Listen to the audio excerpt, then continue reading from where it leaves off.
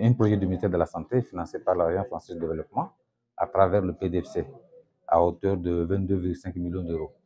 C'est un projet d'abord structurant parce qu'il va tuer en termes de formation, en termes de bâti, en termes d'équipement, en termes de gouvernance, l'ensemble de nos structures, les 5 structures ciblées, à savoir Hombo, Fomboni, Domoni, Mitsamouli et Fumbuli.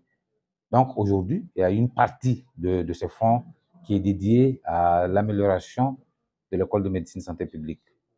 Comme vous le savez, jusqu'à preuve de contraire, nous avons une seule institution ici au pays qui forme des paramédicaux, donc c'est l'école de médecine de santé publique. Donc nous devons faire en sorte que cette école ait toutes les capacités nécessaires pour que les ressources qui apprennent, en tout cas dans cette école, puissent sortir avec un niveau très satisfaisant. C'est pourquoi nous sommes ce matin ici pour signer une convention, une délégation d'un maîtriseur d'ouvrage à l'Université des Comores à hauteur de 800 000 euros qui va permettre justement à l'université d'accompagner en tout cas l'école de médecine. Je voudrais remercier les autorités nationales qui ont bien voulu signer une telle convention qui nous permettra aujourd'hui donc d'aller dans le sens d'améliorer nos offres de formation à l'université, puisque vous le savez pertinemment que la vocation de l'université, c'est la formation.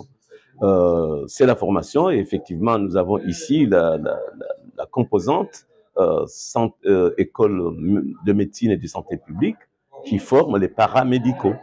Et donc, notre ambition aujourd'hui est d'améliorer les qualités de nos formations et d'accroître aussi les capacités pour accroître le nombre de formés par année.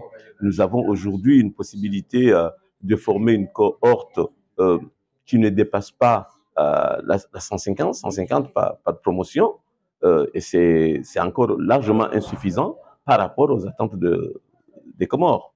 Donc, vous savez, les unités de santé au pays et leurs besoins, donc en termes de personnes formées, c'est énorme.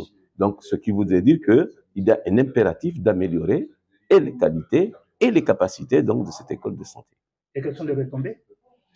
Les retombées aujourd'hui, vous savez, c'est d'abord améliorer les diplômes qui sont formés. C'est déjà un.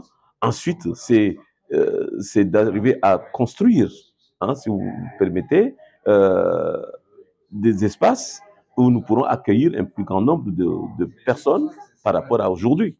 Ça, c'est très important. Mais enfin, c'est d'arriver à mobiliser des personnes de sources formées à la hauteur donc, de ce qu'on attend aujourd'hui. Donc, ces moyens qui sont mis à la disposition de l'école de santé permettront donc d'aller vers ces objectifs-là.